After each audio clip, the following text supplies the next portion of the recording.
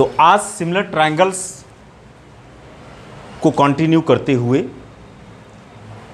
सबसे पहले हम ये देखेंगे कि सिमिलर फिगर्स क्या होते हैं। पिछली कक्षाओं में क्लास 9th में हमने कॉन्ग्रुएंट ट्रायंगल्स के बारे में पढ़ा था और कॉन्ग्रुएंट ट्रायंगल्स के बारे में ये बताया गया था कि ऐसे दो फिगर जिनके शेप एंड साइज, दोनों चीज़ें, जिनका शेप एंड साइज दोनों इक्वल होते हैं, ऐसे फिगर कॉन्ग्रुएंट फिगर कहलाते हैं। और कॉन्ग्रुएंट फिगर में अगर हम दो ट्रायंगल ले लेते हैं, एक ट्रायंगल ले लें ABC और दूसरा ट्रायंगल ले लें PQR, तो अगर AB साइड PQ के इक्वल हो जाए, BC QR के इक्वल हो जाए और AC PR के इक्वल हो जाए, तो हम लोगों ने सीखा है कि triangle ABC is congruent to triangle PQR होता है। ओके, इसको लिखने में बच्चों हमेशा इस बात का ध्यान रखना कि अगर AB PQ के इक्वल है तो पहले केस में AB जिस पोजीशन पर लिखा गया है PQ भी उसी पोजीशन पर लिखा होना चाहिए। अगर BC QR के इक्वल है तो यहां BC जिस पोजीशन पर लिखा गया है वहां QR भी दूसरी साइड में उसी पोजीशन पर लिखा हुआ होना चाहिए।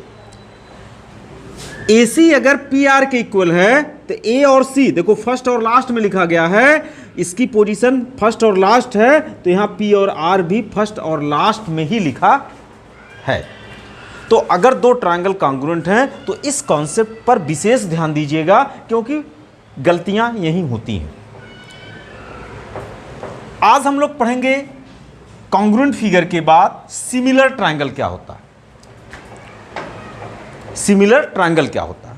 सिमिलर ट्रायंगल से पहले एक चीज और देख लेते हैं कि जब दो फिगर या दो ट्रायंगल कॉन्ग्रुएंट हुए थे तो इसके कितने कंडीशन थे, क्या क्या इससे रिलेटेड थ्योरम्स बना था। तो उसमें सबसे पहला थ्योरम बना था side angle side, congruence criteria, congruence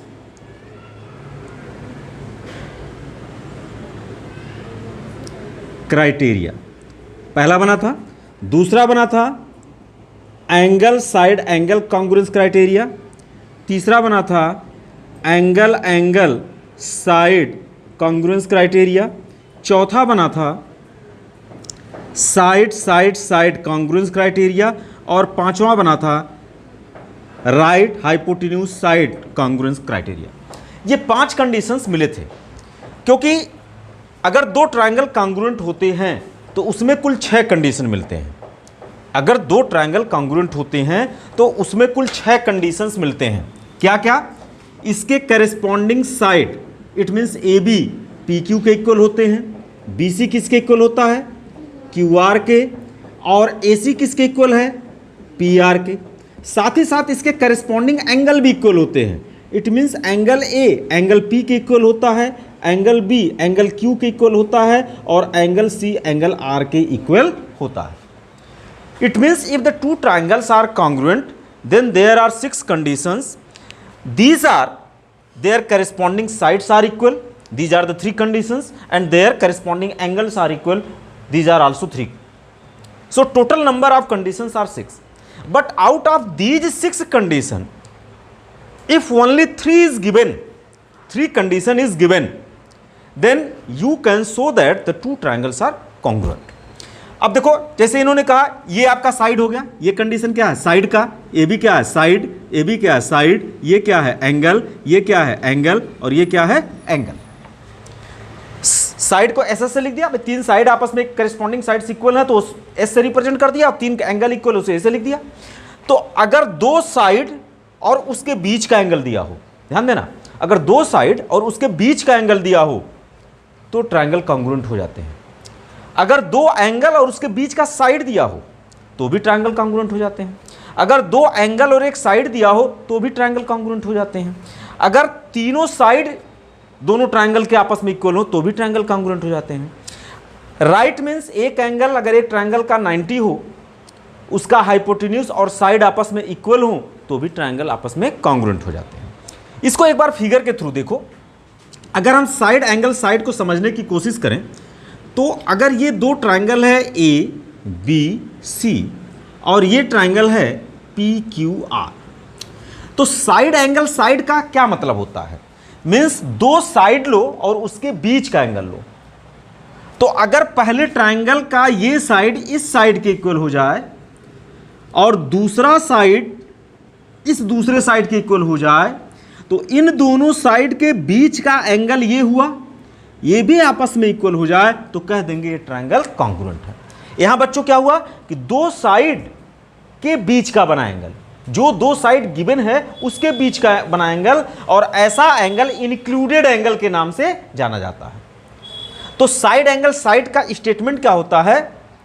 if two sides and included angle of a triangle is equal to corresponding two sides and included angle of the other triangle, then the triangle are congruent. Okay? Second condition क्या है? Angle side angle. Angle side angle में क्या कहा जाता है कि अगर दो ट्रायंगल आपको दे रखे हैं ए बी सी और पी क्यू आर, तो एंगल साइड एंगल में क्या कहता है? एक एंगल इस एंगल की इक्वल हो जाए, दूसरा एंगल इस एंगल की इक्वल हो जाए, और चूंकि दो एंगल के बीच में साइड को पुटअप किया गया है, तो इन दोनों एंगल से इंक्लूडेड साइड बच्चा क्या होगा? ये साइड होगा। इस साइड ये साइड इस साइड के इक्वल कर दो। तो अगर इस तरह की शर्त मिल जाती है तब भी हम कहते हैं कि दो ट्रायंगल कॉन्ग्रुएंट हो गया। और ऐसे कंडीशंस को हम कहते हैं angle side angle, angle side angle. Okay, इसका स्टेटमेंट क्या होता है? If two angles and included side of a triangle is equal to two angles and included sides of the other triangle, जिसको हम corresponding वर्ड से कहेंगे, corresponding two angles and included sides, then the triangles are congruent. Okay? Third conditions है angle angle side. तो angle angle side में क्या होगा बच्चा? अगर दो ट्रायंगल आप लेते हो, एक ट्रायंगल लेते हो ए बी सी और दूसरा ट्रायंगल लेते हो पी क्यू आर। ओके, तो एंगल एंगल साइड में देखो यहां पर क्या है? एक एंगल फिर साइड होना चाहिए। तो सपोज कर ले ये एंगल इस एंगल की इक्वल है और ये एंगल इस एंगल की इक्वल है, लेकिन साइड क्या है? ये इंक्लूडेड नहीं है। अगर साइड ये बीच में हो जाता तो ये वाली कंडीशन बन जाती, लेकिन यहां साइड क्या है? साइड में ही है। तो जो चीज साइड में है, तो इस दोनों एंगल का साइड क्या? ये साइड तो इंक्लूडेड हो गया, तो हमें या तो ये साइड लेना होगा या तो ये साइड लेना होगा। अगर ये साइड सपोज कर लेते इस साइड के इक्वल हो जाए, तो हम कहेंगे दोनों ट्रायंगल क्या हो गया? कॉन्ग्रुएंट हो जाएगा। इस सब का प्रूफ क्लास 9th में आपने स्टडी कर रखा है। अब इसका स्टेटमेंट वहां क्या बोला जाता था? If two angles and non included side, ये इंक्लूडेड साइड नहीं है इसलिए नॉन इंक्लूडेड साइड पढ़ेंगे। If two angles and non included side of a triangle is equal to the corresponding two angles and non-included sides of the other triangle, then the triangle are congruent. Okay? Third condition आता है side side side congruence criteria. इसमें क्या होता है कि अगर दो triangle आपको दिए हुए हैं, इसमें ए बी सी और पी क्यू आर, अगर ए बी पी क्यू के इक्वल हो, बी सी क्यू आर के इक्वल हो जाए और ए सी किसके इक्वल हो जाए? पी आर के इक्वल हो जाए, यहां कहीं एंगल का रोल ही नहीं है। If A B is equal to P Q, B C is equal to Q R and A C is equal to P R, then these two triangles are congruent. तो इसका statement कैसे होगा? If all the sides of a triangle is equal to the corresponding all the sides of the other triangle, then the triangles are congruent. Okay? Third condition था right hypotenuse side. Right hypotenuse side में क्या था कि अगर एक आप right triangle ले लेते हो, पहला ट्रायंगल है राइट ट्रायंगल। राइट मीन्स क्या हुआ? एक एंगल 90 डिग्री होना चाहिए एक ट्रायंगल का, और दूसरा ट्रायंगल आप लेते हो, इसका भी एक एंगल क्या हो जाए? 90 डिग्री हो जाए। तो RHS कहता है कि अगर दो ट्रायंगल ऐसे लिए जाएं जो राइट ट्रायंगल हो, मीन्स उसका एक एंगल 90 डिग्री हो, एच मीन्स होता है हाइपोटेन्यूज,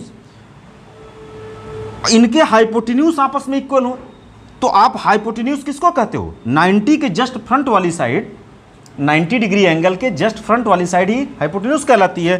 तो ये हाइपोटेन्यूज होगा। अगर ये हाइपोटेन्यूज इस ट्रायंगल के इस हाइपोटेन्यूज के इक्वल हो जाए, और थर्ड क्या लिखा गया? साइड। या तो इसको इसके इक्वल मान लो या तो इसको इसके इक्वल मान लो। ओके, तो अगर मान लेते हैं ये इसके इक्वल हो जाए तो भी हम कहते हैं ट्रायंगल क्या होता है? कॉन्ग्रुएंट होता है। ओके, तो इसका स्टेटमेंट क्या बनता है कि in right angle triangles if hypotenuse and one side of a triangle is equal to the corresponding hypotenuse and one side of the other triangle, then the both triangles are congruent. तो ये statement आपके बनते थे। अब class 10th में इसी congruency के concept को आगे बढ़ाते हुए हम लोग सिमिलर ट्रायंगल्स के बारे में पढ़ेंगे। तो सिमिलर ट्रायंगल पढ़ने से पहले सबसे पहले हमें जानना होगा कि what are the similar figures. Congruent figure क्या था? कि two figures are congruent figures if they have same shape and size. If they have same shape and size, then such types of figure are known as a congruent figure. Okay? Similar figure में क्या है? If two figures are given and they have same shape but size different, then such types of figure are known as a similar figures. तो two figures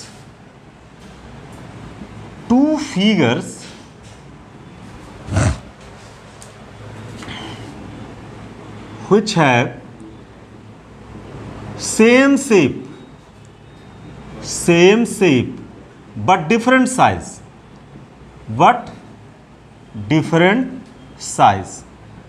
are called similar figure.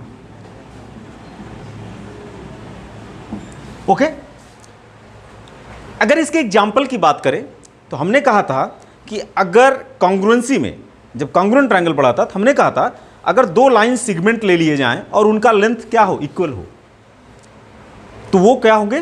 Congruent होंगे। क्यों? क्योंकि अगर दो line segment है तो दोनों की लेंथ फिक्स हो गई। अगर दो लाइन सेगमेंट है और दोनों की लेंथ आपस में इक्वल हो जाए तो ये क्या हो जाएगा? कॉन्ग्रुएंट हो जाएगा। लेकिन अगर दो लाइन सेगमेंट है और दोनों की लेंथ अलग अलग है तो क्या हो जाएगा? सिमिलर फिगर के नाम से जाना जाएगा। एक लाइन ये है और एक लाइन सेगमेंट ये है। अगर ये दो लाइन सेगमेंट दिए हुए हैं जिसमें एक छोटा है एक बड़ा है तो कभी भी कॉन्ग्रुएंट नहीं हो सकता। ये कैसे होंगे? सिमिलर फिगर होंगे क्योंकि इनका शेप तो ठीक है, एक ही है, साइज डिफरेंट है। ओके, दो इस मान लो स्क्वायर ले लेते हो, एक छोटी साइज का है और एक बड़ी साइज का है। They have same shape but size are different, so they are known as a similar square. अगर दो सर्किल हैं और इनका रेडियस क्या है? अलग अलग है, तो भी ये क्या कहलाएंगे? सिमिलर फिगर कहलाएंगे। इसी तरह से अगर दो ट्रायंगल भी दिए जाएं और उनका शेप एक हो और साइज क्या हो? डिफरेंट हो, तो ये भी क्या कहलाएंगे? सिमिलर ट्रायंगल कहलाएंगे। ओके, तो these are the examples of similar figures. अब आते हैं इसमें, अगर दो लाइन सेगमेंट इक्वल लेंथ के दे दिए तो ये कौन से फिगर होंगे? कॉन्ग्रुएंट फिगर होंगे। क्या ये सिमिलर फिगर का एग्जांपल बन सकता है? अगर दो स्क्वायर सेम साइज के ले लिए जाएं तो ये कैसे फिगर कहलाएंगे? कॉन्ग्रुएंट स्क्वायर कहलाएंगे। क्या ये सिमिलर स्क्वायर बन सकता है? अगर दो सर्किल ले लिया जाए और उनका रेडियस क्या हो जाए? सेम हो जाए, तो क्या ये सिमिलर सर्किल बन सकता है? कॉन्ग्रुएंट सर्किल तो है, तो क्या ये सिमिलर कहला सकता है? एस वाई, शेप उनका तो सेम है, साइज डिफरेंट नहीं है, साइज संजोग से इक्वल हो गया, तो भी ये सिमिलर के एग्जाम्पल में लिए जा सकते हैं। सिमिलर के एग्जाम्पल में लिए जा सकते हैं। लेकिन अगर दो कॉन्ग्रुएंट फिगर हैं वो सिमिलर हो सकते हैं, लेकिन दो सिमिलर फिगर हैं तो कभी कॉन्ग्रुएंट नहीं होंगे। Now the next topic is the similar polygon. What are the similar polygons? सबसे पहले हम सीखते हैं पॉलीगन क्या होता है। ऐसा क्लोज्ड फिगर जो लाइन सेगमेंट से बाउंडेड हो वो पॉलीगन के नाम से जाना जाता है। सो पॉलीगन्स का मतलब यहां पे हुआ कि अगर देखो मैं दो लाइन सेगमेंट से किसी चीज को बाउंड करना चाहूं, मैं बाउंड नहीं कर सकता। We can't bound any closed figure by using two line segment. दो लाइन सेगमेंट से किसी भी फिगर को मैं बाउंड नहीं कर सकता। फिगर को क्या मतलब, उसको बाउंड नहीं कर सकता। अब देखो अगर थ्री लाइन सेगमेंट से बाउंड कर दिया तो पॉलीगन का एग्जांपल हो गया। फोर लाइन सेगमेंट से बाउंड कर दिया, ये भी पॉलीगन का एग्जांपल हो गया। फाइव लाइन सेगमेंट से बाउंड कर दिया, वो भी लाइन सेगमेंट हो गया। सिक्स लाइन सेगमेंट से बाउंड कर दिया, वो भी पॉलीगन का एग्जांपल हो गया। It means there are so many lines segments are here by which you can bound any closed, you can make a closed figure, and such types of closed figures are known as a polygon. Regular polygons क्या होते हैं? ऐसे polygon जिनमें line segment equal length के हों और दो line segment के बीच का एंगल भी इक्वल हो जाए, तो ऐसे पॉलीगन रेगुलर पॉलीगन के नाम से जाने जाते हैं। सपोज कर लो आपने एक ट्राइंगल लिया, यह पॉलीगन का एग्जाम्पल है, लेकिन क्या यह रेगुलर पॉलीगन होगा? यह रेगुलर पॉलीगन कब होगा? जब इसके सभी साइड आपस में इक्वल हो जाएं और दो लाइन सेगमेंट के बीच का एंगल भी इक्वल हो जाए। ऐसा ट्रायंगल कौन सा हो सकता है? Equilateral triangle. तो इक्विलेटरल ट्रायंगल एक रेगुलर पॉलीगन का एग्जांपल है, और कोई भी ट्रायंगल एक पॉलीगन का एग्जांपल है। कोई भी ट्रायंगल एक पॉलीगन का एग्जांपल होगा, लेकिन ऐसा ट्रायंगल जिसके सारे साइड्स इक्वल हो और उसके बीच के दो सारे एंगल्स भी आपस में इक्वल हो जाएं, तो उसे हम कह देंगे रेगुलर पॉलीगन। इसी तरह से मैं यहां पर कहूं कोई भी क्वाड्रिलेटरल पॉलीगन का एग्जांपल होगा, लेकिन अगर उसके सारे साइड आपस में इक्वल हो जाएं और सारे इंटीरियर एंगल भी आपस में इक्वल हो जाएं, तो वो रेगुलर पॉलीगन का एग्जांपल होगा। तो स्क्वायर को हम क्या कह सकते हैं? Regular polygon. Five side line segment से अगर कोई बना फिगर है, अगर ये पेंटागन है, फाइव लाइन सेगमेंट से बाउंडेड फिगर है, इसके अगर सारे लाइन सेगमेंट की लेंथ सेम हो जाए, सारे इंटीरियर एंगल्स आपस में सेम हो जाए, तो ये क्या कहलाएंगे? रेगुलर पॉलीगन कहलाएंगे। दो पॉलीगन सिमिलर कब हो सकते हैं? If two polygons are given, suppose these are the two polygons, is two polygons are similar? Yes, two polygons are similar. कब? जब उनके करेस्पॉन्डिंग एंगल आपस में क्या हो जाएं? इक्वल हो जाएं। जब इनके करेस्पॉन्डिंग एंगल आपस में क्या हो जाएं? इक्वल हो जाएं। ये इसके इक्वल हो जाए, ये इसके इक्वल हो जाए, ये इसके इक्वल हो जाए, ये इसके इक्वल हो जाए, ये एंगल इसके इक्वल हो जाए। साथ ही साथ इनके करेस्पॉन्डिंग साइड का रेशियो प्रोपोर्शनल हो जाए। बच्चा, कॉन्ग्रुएंसी में कहा गया था कि two figures are congruent, two polygons are congruent, two triangles are congruent if their corresponding angles are equal, if their corresponding sides are equal. तो वहां साइड इक्वल था, एंगल भी इक्वल था, लेकिन सिमिलर फिगर में इनके करेस्पॉन्डिंग एंगल इक्वल होंगे, जैसा कि कॉन्ग्रुएंसी में था। कॉन्ग्रुएंसी में उसके करेस्पॉन्डिंग साइड आपस में इक्वल थे, लेकिन यहां करेस्पॉन्डिंग साइड आपस में इक्वल होना जरूरी नहीं है। इनके चूंकि साइड का लेंथ अलग अलग होगा, तो हम ये कहेंगे कि इनके साइड्स प्रोपोर्शनल हैं। प्रोपोर्शनल का मतलब क्या होता है? इनके साइड का रेशियो आपस में इक्वल होगा। मेरी बात समझे? फॉर एग्जाम्पल सपोज कर लेते हैं, this is a pentagon ABCDE, और इसका नाम रख लेते हैं PQRST। आप देख रहे हो यहां एंगल A किसके बराबर है? P के। एंगल B किसके इक्वल है? Q के। एंगल C किसके इक्वल है? एंगल R के। एंगल D किसके इक्वल है? एंगल S के। और एंगल E किसके इक्वल है? एंगल T के।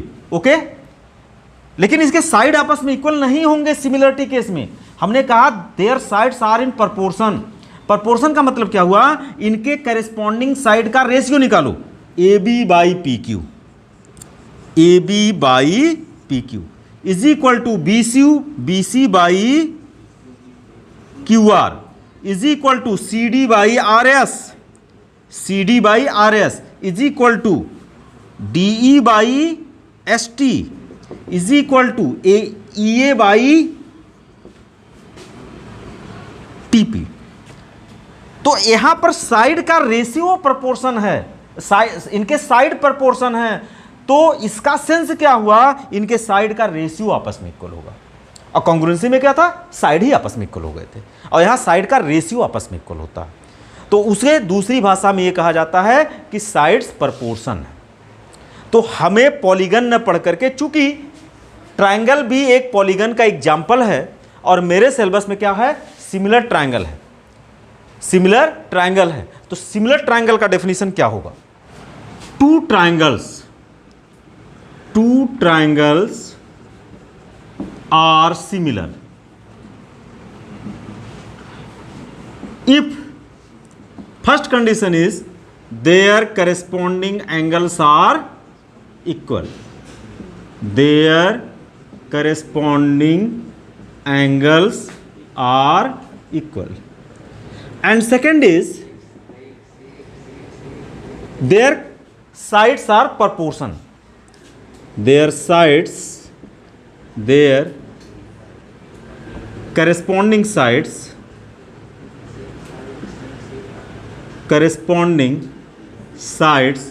are in proportion, okay, that is if two triangles are given, first triangle is ABC and second triangle is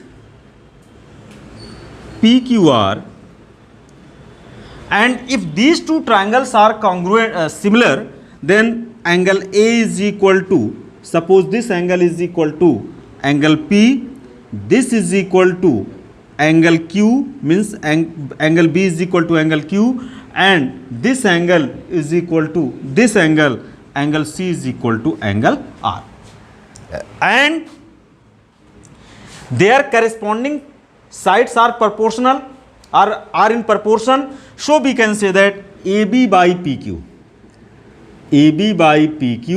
is equal to BC by QR is equal to AC by PR, okay.